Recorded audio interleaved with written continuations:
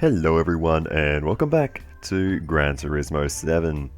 It is time yet again for another updates worth of cars and races, and today we're going through update 1.43, in which was added 3 new cars, all in the used cars dealership. We're going to start with this little thing, the Renault R4 GTL 1985. Not a car I specifically know a lot about, but it looks pretty funky, so it should be a lot of fun. The Renault 4 is a French economy car with a long and glorious history. Debuted in 1961, its design has essentially remained unchanged for over 30 years. That's a long time. A front mid-engine car, whatever that means, its rear is distinguished by a large tailgate and spacious boot. Especially for a small car, I suppose. It was the first hatchback to be a commercial success. Beloved the world over as a practical car for everyday use, it has incredibly sold over 8 million units. That's a lot of units. This GTL model was added in the 1970s. Its powerful engine and a modern interior have made it an especially popular model in the Renault 4 lineup. And there we go. Looking at the dimensions of this thing, it's only slightly bigger than a K car, it's just a little bit too long. Yeah, that shows how small this thing is, and also the engine is a bit too big. Yeah, it's got, what, half the horsepower of a Suzuki Jimny that we were driving last time, so not expecting too much out of this thing, but we'll see how it goes. So the race we're going to do is the Sunday Cup Classic at Tsukuba Circuit, new event added, basically for this car, and yeah, we'll see how this goes. I've done some upgrades. I've essentially doubled the horsepower. It's got 66 horsepower now, which is absolutely an unbelievable number. But for something that weighs now, I think 630 something kilograms with a bit of weight reduction, it's going to be plenty. So anyway, we're at Tsukuba Circuit. We'll see if we can come away with a victory here.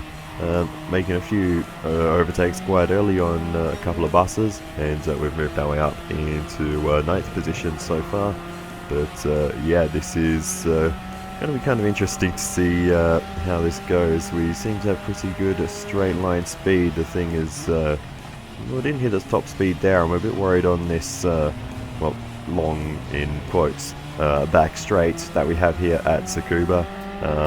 Long for a car like this, which is very small. But oh, there's our friend in the same car. We'll make the move on them. They're quite slow in a straight line. They're still obviously running 33 horsepower.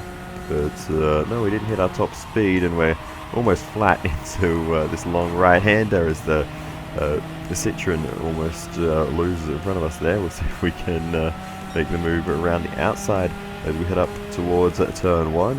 It looks like we'll be able to get this move done all the way around the outside. We'll try and carry the speed and maybe tuck back in to get the move done on the next couple of cars as well, and that'll move us all the way up into P3.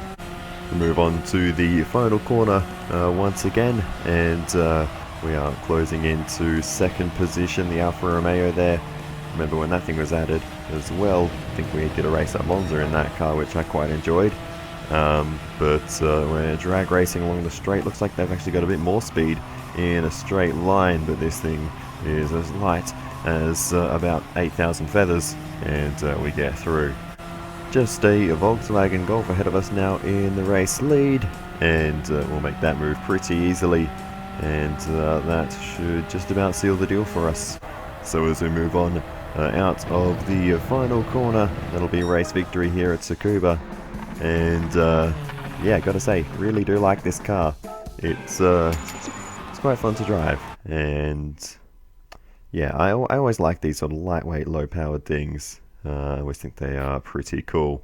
But anyway, the next car we're going to drive is the Mitsubishi Lancer Evolution 9 MR GSR from 2006. and we're going to take it to Laguna Seca for the Japanese Club and Cup 550. And yeah, we'll see how this goes. I did say all the new cars in this update were at the used car dealership. Actually got this one from the new car dealership from Brand Central, just to be able to buy it brand new. But anyway, to cut straight to the point, attempt 1 of this race wasn't anything too special. We're only able to come away with P5, so yeah, this car as is isn't quite going to do the job. So we'll go ahead by the Sport Soft tyres, and we'll see if that makes the difference. It should be enough to get us up a few more places. So we'll go again and see how the Sport Soft tyres go. The difference tyres make is more than you would believe, especially going from hards to softs. The difference is incredible, but unfortunately it still wasn't quite enough. We managed to come away with P2 on that attempt, but still not to win, and not all that close on track. So I think the gap was I think 4.5 seconds roughly, so we're going to need to be 1.5 seconds a lap faster if we want to win. But I'm going to give it another go, and we'll see if we have more luck this time. And I am not going to waste any time. We're going to go aggressive and see if we can make things work without putting any further upgrades on the car. I want to try and, do this with the car as is, because, I mean, it is a Lancer, so it's, a very good, base car as is. So I want to see if I can make this work. So we're going to need to go aggressive and make sure we do not lose any time making our way through the field. Late apex there to get underneath, and we make the move straight away on the NSX without losing any time there. We just need to do that for all of these other positions. We need to make sure we're carrying the mid-corner speed as much as we can, and not losing time in any unnecessary ways, not making any mistakes as we go for the move around the outside. That was a bit sketchy, but we had to do it, and we make a pair of positions up into P9. Let's see where we're going to go here. Things are looking a bit awkward. We'll just go all the way around the outside, try get to the inside. Little bit of contact on the way through, but we're all good, and we are up into P6 already. But those at the front are very quick, so we can't let them get away too far. But this has been a good, efficient start to the race, so hopefully this can continue as we are continuing to make our way through the field up into P5 now. We might even get P4 by the end of the first lap. That might be a bit of a stretch, depends what our straight line speed is like. Looks like we're okay, and we will make this position before we cross the line, just about at the same time there, but we're up into P4. It doesn't take us too long to catch up to the podium runners. We'll go for the move straight away up the inside of the Impreza there, and now we have a fellow Lancer in front of us. Let's see if we can make this move. Supra already disappearing up the road, so this is why we need to get through the field so quickly, so we can start the chase with only 1.5 laps to go now. We do need to get a move on around the outside of the Lancer, and we move ourselves up into P2. We continue on then to the final lap of the race, just 3 corners to go in fact, and we'll see if we can make the move on the Supra. We're going to have to go late down the inside here, and we just about get there. A little bit of sand on the inside and a bit of contact on the way through, but that's how we do it here.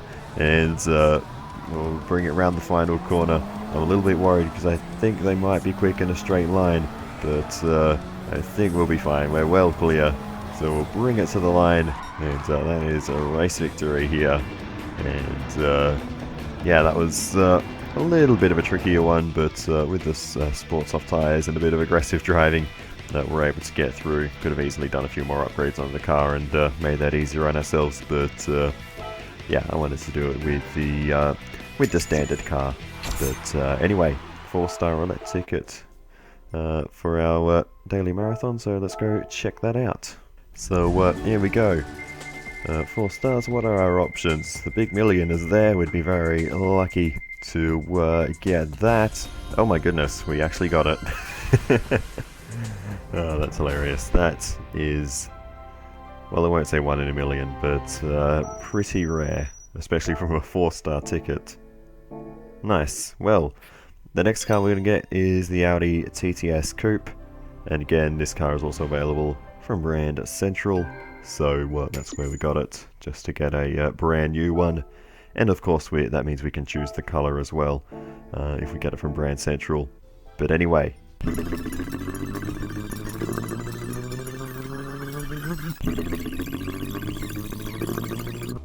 alrighty then, so with upgrades done, we're ready for the European Clubman Cup 600. I've already had a couple of goes at this race, tuned the car up to just over 600 pp actually, and yeah, I've got the sports soft tyres on, got a few aero bits on the car, so hopefully this thing will handle a bit better than what it was before, because in my first few attempts I was having a lot of trouble with this race, and you can see already it's just a little bit skatey, and that just seems to be the nature of this car, so it's just going to be something we have to deal with. I thought putting some aerodynamic parts on it might help, but it didn't really make too much of a difference in the end. It is an improvement, but yeah, anyway, we'll carry on. We'll see if we can get through all 19 of the other cars in just 3 laps. There's really a lot of work to do here, so we need to make a lot of progress early, and hopefully we should be able to get it done at this time. So as we make our way around the outside, that's another position gain. We're already up into P16, make that P15 if we can get this one done into Degner 1. We get the move done, move up into 15th place now, so we're a quarter of the way through the field in half a lap, but as we know, the cars towards the front of the field are going to be much faster, so we need to make a lot more progress than that, as we're having a bit of a tangle with the Porsche there, but nonetheless we make the move up into P14, so now we are starting to make the kind of progress we need, but we still want to overtake a few more cars on this lap. Looks like we're catching up to a BMW. We'll make the move easily as we are right on the edge of the circuit there, and we're not actually going to get through so easily at all, and we won't end up making that position until we get through Spoon. Now we get it done, and we move ourselves up ahead of the M3 into P13. We continue on then to the start of lap number 2, and we have a bunch of cars in close proximity. 3 overtakes into the first corner. Can we make it 4 as we get down the inside straight into the back of one of my favourite cars in the world, and we shove him off the road for good measure. That wasn't great, but that Ferrari Testarossa, I do love that car. But anyway, as we are now up into 8th position, we've made a bunch of overtakes already on this lap. Got a bit of an air gap though to the next one, but it doesn't take us long at all to close that gap. We'll make the move down the inside into Degner 1 and get the move done.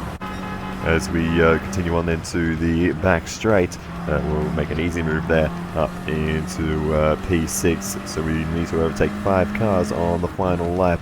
It's a tall order, but in terms of the time behind leader, we're pretty close, so it might be doable, as we might be able to get a run on the Lamborghini Miura, who had a bit of a bad run through the final complex, being overtaken there, and we should be able to get this move done now. Bit of slipstream, we now look to the inside, and we should be able to get this done into turn 1. Late on the brakes, we get it done. A bit too hot into turn 1, we run into the back of the Aston Martin, we'll get through, and up into P4 now, so just 3 cars in front of us, and they're all in a line, so the leader a little bit further up the road, but not too far, as we are right on the back of the Countach. We'll just about manage to squeeze our way to the inside there as we bump them a little bit wide, and now just 2 cars left to go, so we're close this time. We might be able to do it. Not anything we can do through Dunlop, maybe to the inside. We'll get there, and we'll get the move done up into 2nd position ahead of the Mercedes, just the Alfa Romeo thingy GTM, whatever it's called, and we're not too far away, so we might be able to get this done through the Degners. We aren't able to gain too much though, and they look pretty quick along the run up to the hairpin, so if they're quick in a straight line, that's a bit concerning, because we've got the fast half of the track to go now, and yeah, we'll see how the gap changes on the run towards Spoon, but yeah, that Alfa Romeo looks very quick on the straights, so we might be in a bit of trouble here. We'll see if we can get a good run through Spoon, We need to absolutely throw it in as late as we can and try and carry the speed. It's not my best corner on the circuit to begin with, but we do manage to close that gap a little bit, I think, through Spoon, but it's not enough, and you can see how much they accelerate away. It's obviously a bit hard to compare because they're so far in front, accelerating out of the corner anyway, but you can tell they look quick on the straights as we tip it into 130R, trying to carry good speed through there, and there's nothing for it. We have to go for the extremely late move, and we'll... oh, okay. I mean, I don't know what I expected, but that has actually somehow worked for us, and we'll be able to come across the line to take the victory. I didn't really enjoy driving this car, to be honest, so I didn't feel like doing this race again. The Lancer and the Renault were fun to drive, but yeah, this car didn't suit me too much. But I have to show this replay of what this looked like off board, because goodbye. Yeah, that was ridiculous, but yeah, that was on the normal difficulty, by the way. I'd already given this race a few goes on the highest difficulty, and yeah, that was the built-up frustration and how much I was not a fan of that particular car. The Alfa Romeo is a great car to drive. I love driving it, but racing against it, it just feels unfair. It is so unbelievably fast, and yeah, we had no chance of actually beating that thing on track unless I did the whole race again on the lowest difficulty, but I decided to take the fun way out instead. But anyway, yeah, that Audi, not a huge fan. But anyway, let's go to the menu book for today, which is the Lamborghini collection and a 6-star roulette ticket for our troubles. So let us see what we can learn about these cars.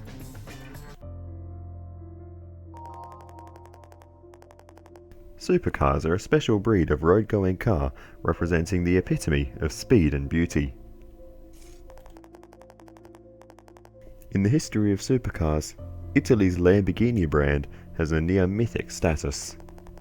This Lamborghini Miura from the 1960s and its successor, the 70s Countach,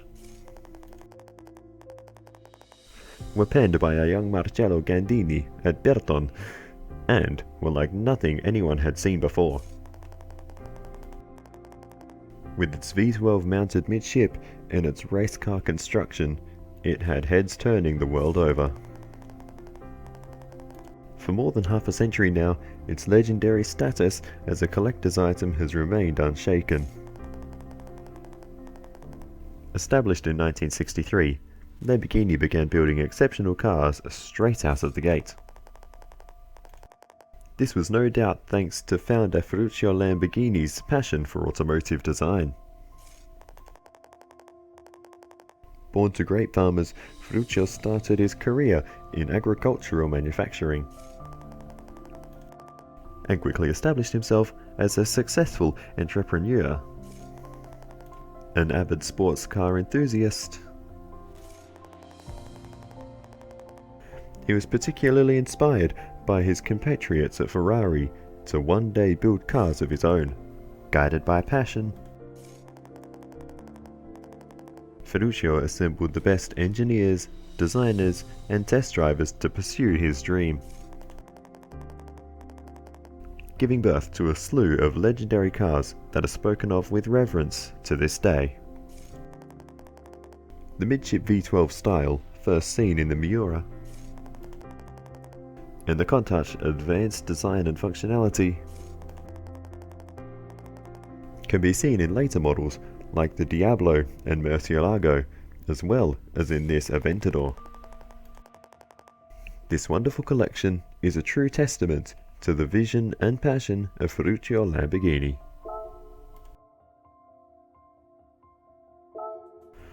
Well, there we have it. That's the little story about Lamborghini, and that will, after this roulette ticket, bring us to the end of the video. We are yet to hit the 20-minute mark, which is kind of crazy for a Gran Turismo video, and we get a 500,000 credit prize. We got twice that from the 4-star ticket earlier. But anyway, it all balances out in the end. But anyway, that is going to do it for this one. So I will say thank you so much for watching all the way to the end. I really do appreciate it. Please feel free to give me some feedback in the comments. It's always very helpful. Other than that, I will see you in the next one, and goodbye.